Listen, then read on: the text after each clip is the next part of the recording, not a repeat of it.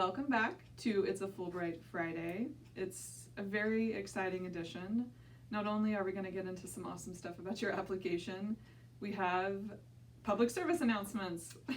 We do, because I want to let everyone know out there the dangers of just common household items that you never think about. That's true. Yeah. There are a lot of common household items that present danger. Yeah, about 3 months ago, I made myself a nice cup of tea, as you do. What kind was it? It was peppermint, because I love peppermint tea. But I don't boil my kettle all the way because I don't like super hot water. So, like getting there, getting hot. So poured my tea, went and sat down, and then I had an uncontrollable sneeze. It's amazing to me I haven't done this in however many years, but... Had an uncontrollable sneeze? Yeah, while holding a hot drink. Anyway, I managed to spill my hot tea, which was not boiling tea, but like hot tea, which I just poured, on my leg, and I was wearing sweatpants. So this just goes to show how bad the water was. Thick. Like usually sweatpants have a nice thickness. They weren't as thick as like maybe your typical sweatpants. So then maybe this is the problem. And I managed to give myself third degree. Which one's the worst? I think third degree is worse. Right. Okay. I managed to give myself first degree burns, but almost potentially second degree burns because I ended up with like these huge, like 1.4. Yeah. Degree burns. Yeah, like where my skin was like bubbling, basically. Ended up having to wear gauze for a long period of time. And I still have raw skin from 3 months ago. So folks, do not be careful about what you do with your hot beverages. I think about the woman who like spilled the hot coffee on herself. Oh my God, I was just thinking that. I know, because that's like the one you think she about. Made millions on that. Yeah, the lawsuit against McDonald's. Also, there's the Stroopwafel McFlurry coming this weekend for 99 cents from France. What do you mean it's from France? It's like the French McFlurries that they have there is a Stroopwafel. I didn't say it right, but it's like the cookie that's really yummy. It has a little bit of caramel and it's like, got some indentation on it. Apparently, McDonald's is going global and they're bringing they've already been global. Oh, I missed out then. Anyway, this coming weekend is the Stroopwafel McFlurry for 99 cents. Well, there you go. After you've been working hard on your Fulbright application, go get a McFlurry. Or if you balance out spilling hot beverages don't get tea. With a cold item. Okay, for today we wanted to focus on an important aspect of the application, which Very is important. The recommenders. Ta-da! Ta-da! This is your people that are going to actually support some of the things that you're saying about yourself in the application. Yeah, corroborate that. Really instrumental. And I think the tricky thing is like we use the term references and recommendations interchangeably sometimes, but they actually mean two distinct things for the Fulbright. So check it. I don't know, that just sounded weird. Like basically we try to use lingo. Check it.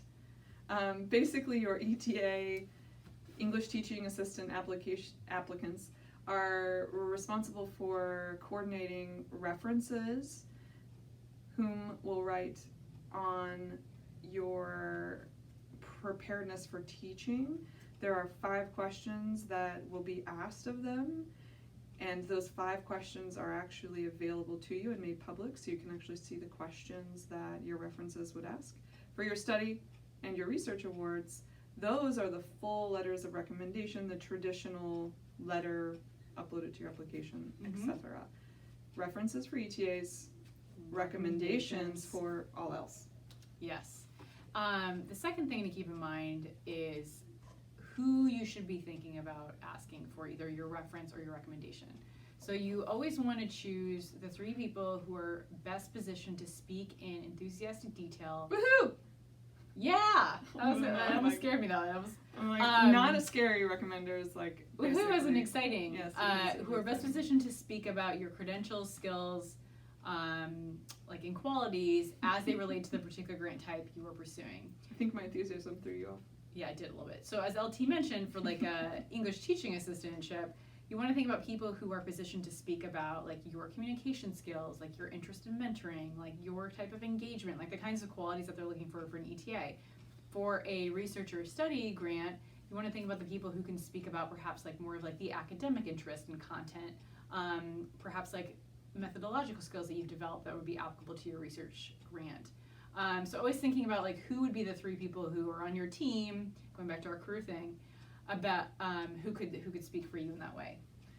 And then lastly, they must submit their reference or their letter, depending upon which grant you're applying for, by September 1st. These are really important elements that the on-campus committee...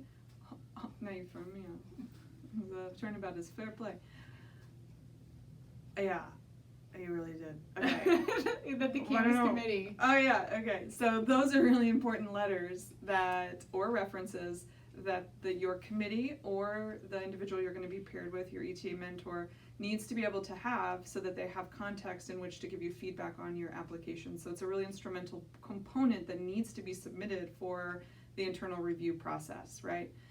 And to get the best reference or recommendation, it is important that you support your recommender or reference by sending them, before they write a reference or a letter for you, information that pertains to the grant you're applying for, drafts of your essays if you have them, or outlines at that time, like a link to the country page to which you're applying, so your grant country page, your resume even, and even in the email you can list who your other recommenders or references are so they really understand the role that they're playing in relation to your application. Mm-hmm. If you're confused about what items to send them, we make it very handy for you because in this newsletter we have linked a one-pager on the checklist for things to provide your recommenders to get the best recommendations possible. And as one last note, you probably want to have these conversations with your potential references and recommenders soon to make sure that they are able to write for you mm-hmm.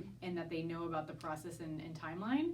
But you might wait to register them in your online application until you've had a time to support them in this way and send them your materials so that everybody's on the same page and someone doesn't just go rogue and say you're doing something else that you're not actually doing. Yeah, that would look weird. That would look weird. So yeah. Keep everyone on the same page, check it again. Huh, I already know what she's going to say to this. Okay.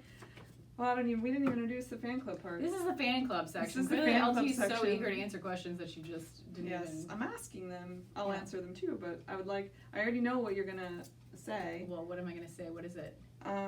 What is your claim to fame?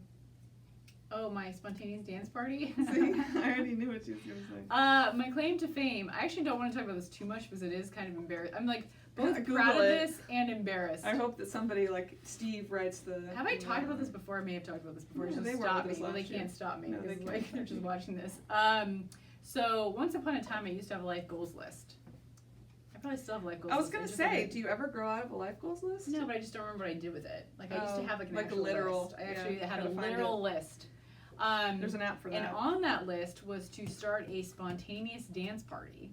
Before flash mobs. Before flash mobs even existed. Like this is way back in like I won't tell them the exact year because that might help limit this down. It wasn't the exact 90s. It was later than 90s. And at that 2000s early. Exactly. And at that time the only like actual dance parties that had happened had been sponsored by like corporations. Like T-Mobile did like one in England. Anyway, so it was my goal to do one. So I actually got funding from the city of Philadelphia they sponsored me because I made an argument. This is all about making good arguments about how this dance party would unite the city, would showcase like the best of what Philly had to offer.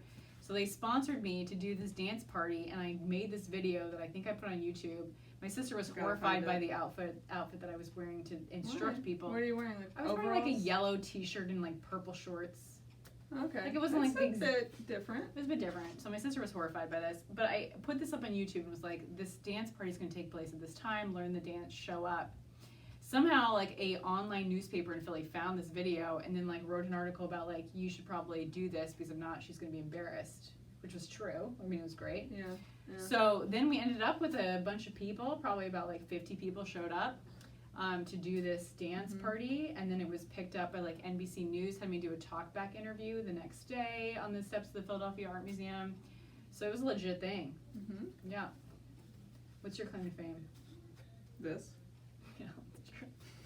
I mean, clearly I've only gone up from there, so. I mean, like, this is it. I'm riding high. NBC to Fulbright I've reached the peak right here. I know.